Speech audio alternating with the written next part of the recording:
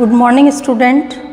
आज हम अपने हिंदी व्याकरण के पाठ्यक्रम के अंतर्गत कहानी लेखन का अध्ययन करेंगे। ये हमारे पाठ्यक्रम में नया पाठ आया है, कहानी लेखन, और दूसरा जो एक नया पाठ है वो है संदेश लेखन। तो सबसे पहले हम आज कहानी लेखन का अध्ययन करेंगे। कहानी लेखन, कहानी बच्चों सभी को प्रिय होती है। छोटे से लेकर बड़े सभी को कहानी सुनना बहुत ही अच्छा लगता है। पुराने ज़माने में भी नानी और दादी से सबसे कहानियाँ सुनकर और बच्चे बड़े उत्साह और उमंग से भर जाते थे और बहुत ही खुश होते थे। तो कहानियाँ बच्चों प्राचीन काल से ही प्रचलित है। वास्तव में कहानियों की उत्पत्ति कब से हुई ये कोई नहीं जानता है कि कहानी का लेखन कब से हुआ है। कहानियाँ कहना और सुनना सभी को अच्छा लगता है, सबके मन को भाता है। कहानियाँ कहना सुनना सबको प्रिय लगता है, विशेषकर बच्चों को। हम सब ने भी अपने बचपन में अपनी नानी दादी या अपने बड़ों से कई तरह की कहानियाँ सुनी हैं और उनसे शिक्षा भी ली है। कहानियाँ केवल हमारा मनोरंजन ही नहीं करती है बल्कि हमें कई शिक्षा भी देती है। कहानी भाषाई कौशलों के विकास का एक सशक्त माध्यम है। तो सबसे पहला जो प्रमुख पॉइंट है, जो इसका प्रमुख मुख्य बिंदु है कि जो कहानी लेखन होता है, कहानी केवल मनोरंजन का साधन ही नहीं होती, मनोरंजन का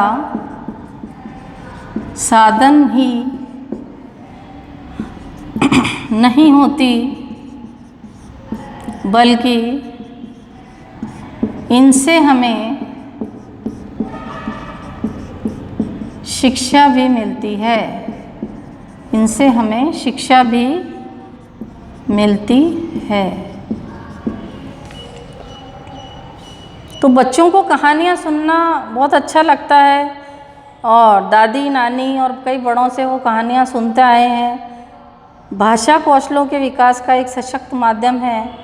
भाषा सुधार होता है, यह हमारी कल्पना शक्ति को तो विकसित करती है, इसके साथ साथ ही हमारे शब्द भंडार को भी वो अच्छा समृद्ध बनाती है। कहानी लेखन भाषाई कौशलों के विकास का एक सशक्त माध्यम होता है। इसके साथ साथ वो हमारी भाषा को सुधारने में भी हमारा महत्वपूर्ण योगदान करती है और हमारी कल्पना शक्ति को विकसित करती है। हमारे शब्द भंडार में भी वो बढ़ोतरी करती है। तो दूसरा पॉइंट जो होगा कि कहानी भाषाई कौशलों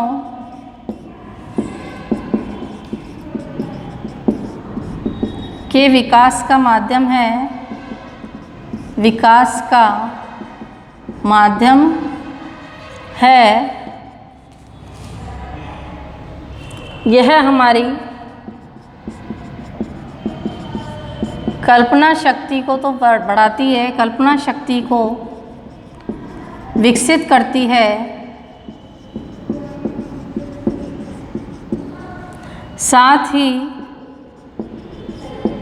शब्द भंडार में भी वृद्धि करती है।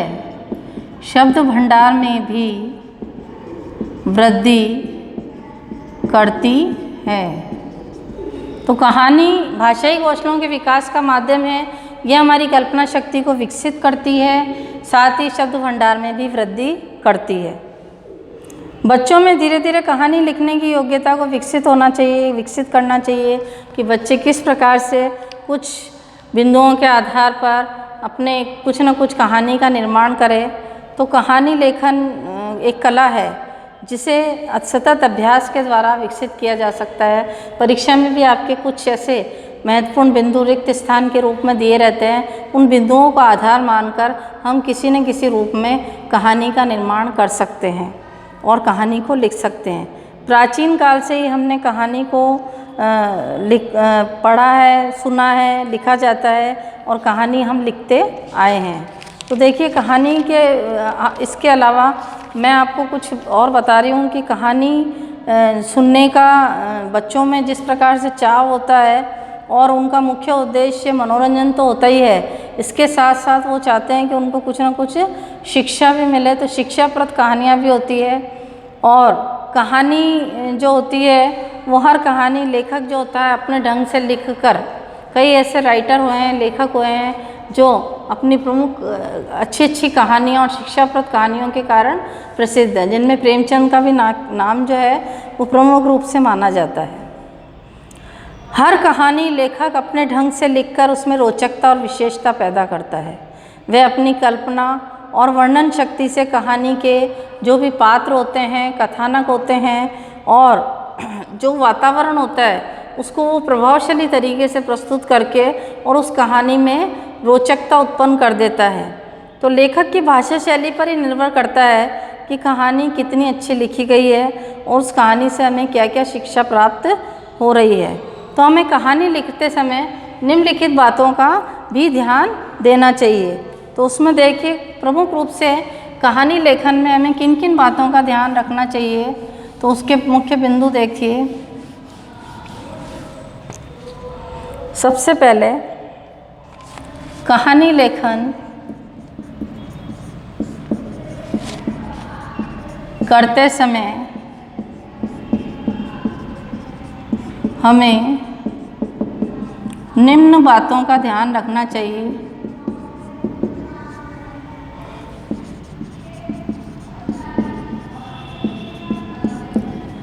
जिसमें देखिए पहला है, कहानी एक तो रुचिकर होनी चाहिए,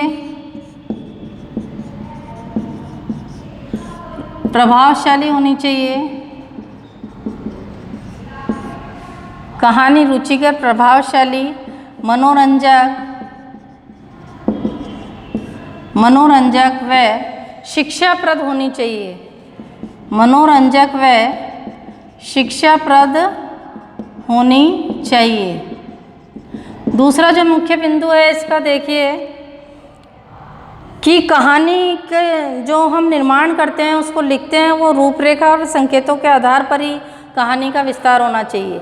कि जैसे परीक्षा में हमको कुछ बिंदु दे दिए गए हैं कि आप इस बिंदुओं को आधार मानकर कहानी का निर्माण करिए, तो आपको उन बिंदुओं को ध्यान में रखकर ही उस कहानी को आगे बढ़ाना है, उसको विस्तार करना है।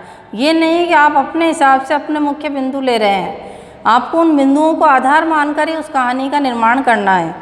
तो रूपरेखा व संकेतों के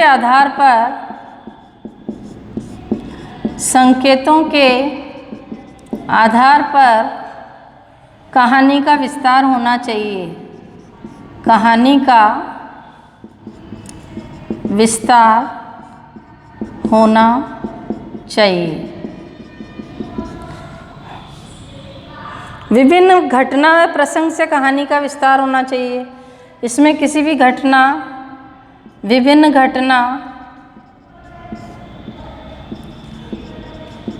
विभिन्न घटना व प्रसंग से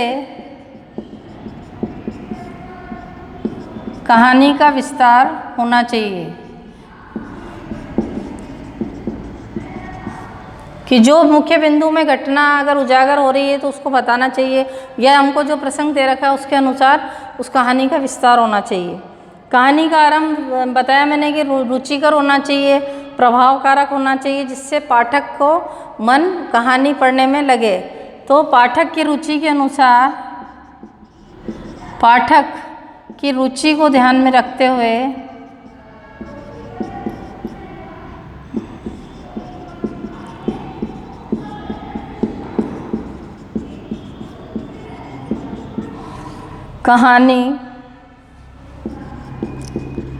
कहानी ऐसी होनी चाहिए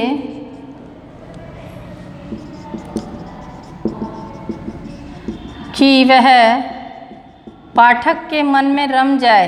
जो पढ़ने वाला है पाठक के मन में रम जाए और वो अपनी कल्पना शक्ति के माध्यम से उसको समझकर और वो अपने मन में उसको बात को बैठा ले। फिर इसके अलावा कहानी में शीर्षक भी होना चाहिए कि जो भी आप कहानी लिख रहे हैं वो कहानी किसकी है, तो उसका शीर्षक भी होना, नाम होना जरूरी है। तो कहानी का आकर्षक व उपयुक्त शीर्षक भी होना चाहिए। शीर्षक भी होना चाहिए। कहानी का जो अंत होता है वो सहज ढंग से होना चाहिए।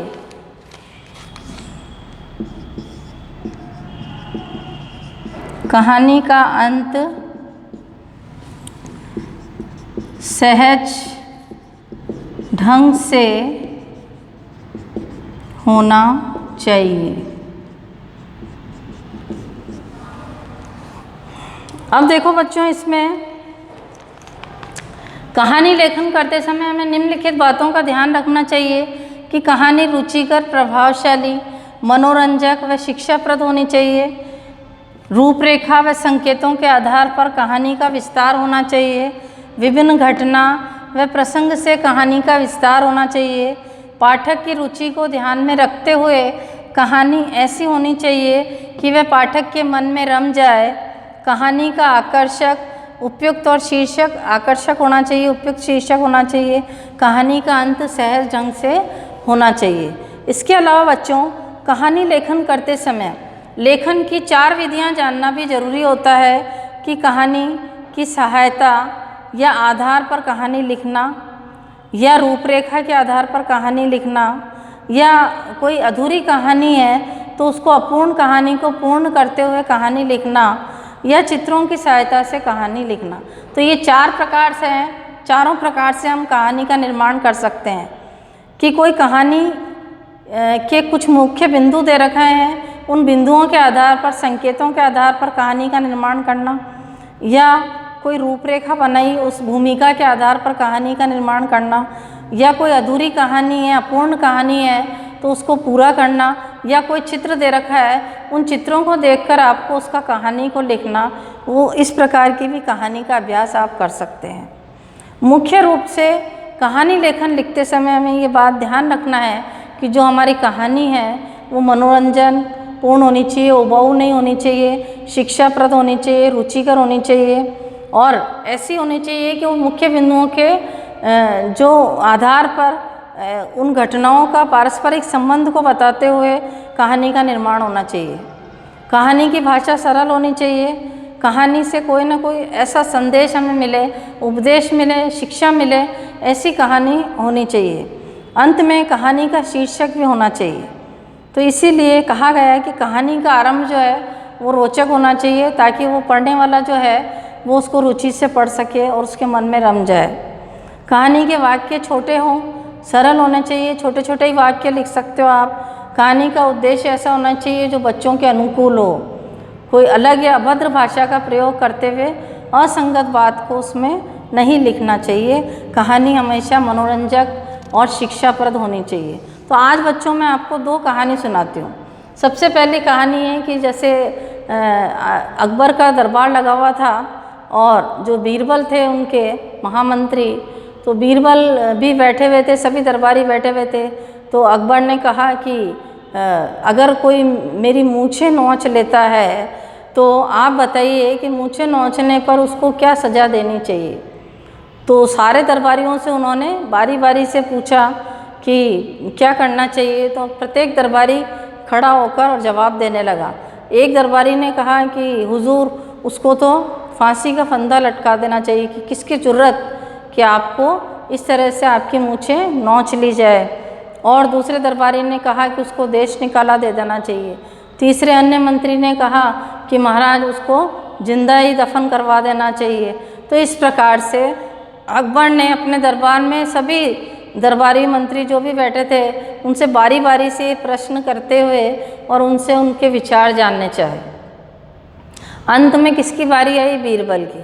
तो बीरबल ने कहा कि हुजूर मुझे माफ़ करना, लेकिन आपकी अगर कोई जो मूंछ नोचेगा तो वो कोई ना कोई भोला या मासूम आपका नाती पोता ही होगा, यानी आपका कोई भी पौत्र होगा या आपका पुत्र होगा। उसी की हिम्मत है कि वो आपकी गोद में बैठकर और आपकी मूँछों को सहला सके या नोच सके। तो आप उसको सज़ा न देकर और उसको एक तरह से प्यार भरा स्नेह आभास देंगे और आप उसको प्यार करते हुए उसको आपको उसको मिठाई देना चाहिए।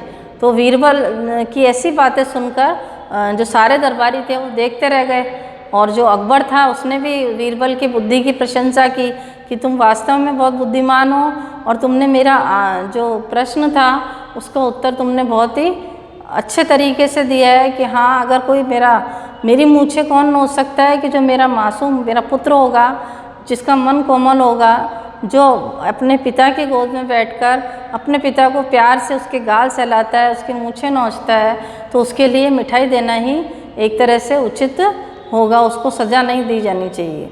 तो इस प्रकार से और भी कई ऐसी कहानियाँ हैं कि देखिए जिसमें आपको कुछ ना किसी न किसी प्रकार से शिक्षा मिलती रहे। तो देखिए एक चतुर मुर्गा वाली भी कहानी बताती हूँ मैं आपको कि एक चालाक लोमड़ी थी और चालाक लोमड़ी ने मुर्गे को पेड़ की डाल पर देखा। पेड़ की डाल पर देखा तो उसने पूछा मुर्गे से कि तुम डाल पर क्या कर रहे हो? मुर्गे को तो ज़मीन पर चलते फिरते रहना चाहिए, तुम ये डाल पर क्या कर रहे हो? नीचे उतर जाओ। तो लोमड़ी तो उसको खाना चाहती थी। तो उसने कहा कि मुर्गे ने कहा कि मैं यहाँ पर इसलिए बैठा हूँ कि मैं खूंखार जानवरों के डर मुझे सता रहा है, तो इसलिए मैं यहाँ पर चढ़कर बैठ गया। लोमड़ी बोली, अरे क्या आज का आपने समाचार नहीं सुना? आज का सबसे बड़ा समाचार तुमने नहीं सुना? सभी पशु पक्षियों में समझौता हो गया है और अब कोई किसी पर हमला नहीं करेगा, इसलिए तुम नीचे उतर आओ। मुर्गे ने कहा, यह तो वास्तव में दुनिया का सबसे अच्छा समाचार है कि सभी पशु पक्षियों में समझौता हो गया है और वो किसी भी प्रकार का उनके मन में कोई बैरभाव नहीं है। तो मुर्गा तो बड़ा चतुर था। मुर्गे ने कहा, यह तो दुनिया का सबसे बड़ा अच्छा समाचार तुम लाई हो। कहते कहते उसने अपनी गर्दन को ऊपर उठाई। गर्दन उठाकर उसने देखा पेड़ की डाल पर, जैसे ऐसे उसने देखा कि जैसे कोई दूर की चीज़ देख रहा हो। और देखते देखते उसने लोमड़ी ने पूछ लिया कि अरे मुर्गे तुम क्या देख रहे हो? तो मुर्गा बोला, कुछ नहीं, पता नहीं क्यों कुछ भयानक शिकारी जो है कुत्ते तेज़ी से शिकारी कुत्ते तेज़ी से इस ओर दौड़े चले आ रहे हैं। शिकारी कुत्ते कि कुछ भयानक शिकारी कुत्ते तेज़ी से अपनी ओर आ रहे हैं, दौड़कर चले आ रहे हैं। तो लोमड़ी घबरा गई। लोमड़ी ने घबरा कर कहा, अच्छा तो ऐसी बात है, अच्छा क्षमा करना मित्र, मैं तो चली, और जाने लगी। तो मुर्गे ने कहा कि तुम घबरा क्यों गई? जब तुम कह रही हो कि आज सभी में समझौता हो गया है तो तुमको किस बात का डर है? तुम पशु पक्षियों में तो समझौता हो गया है, फिर तुम क्यों घबरा कर जा रही हो? तो मुर्गा बोला। तो लोमड़ी ने कहा, सच है। लोमड़ी बोली, परंतु मुझे लगता है कि कुत्तों ने ये समाचार अभी तक नहीं सुना होगा, तो इसलिए मैं जा रही हूँ। तो बिना विचारे इससे ये शिक्षा मिलती है कि हमें किसी बात पर विश्वास नहीं करना चाहिए। जो भी बात है हमको बिना किसी सोच समझ के अपने बुद्धि का प्रयोग करते हुए किसी अनजान व्यक्ति पर विश्वास करना चाहिए, ताकि हम धोखा नहीं खाएं। तो इस प्रकार से बच्चों, आज हमारा ये कहानी लेखन का जो पार्ट है ये पूरा हुआ। आप भी अपनी पुस्तक कॉपी के अंदर जो भी विभिन्न प्रकार की कोई जो शिक्षाप्रद कहानियाँ हैं उनको आप कहानी को 2 या 3 कहानी आप लिखेंगे और उनको याद करेंगे। तो परीक्षा में भी आपके कुछ न कुछ ऐसे बिंदु दिए रहेंगे जिसके आधार पर आप अभ्यास करते हुए उसका कहानी का निर्माण कर सकते हैं। तो कहानी का आप अभ्यास करने के लिए कुछ बिंदुओं के आधार पर आप उसका, मैं आपको इस पर PDF भेजूँगी, उस कहानी के आधार पर आप इसको लिखेंगे।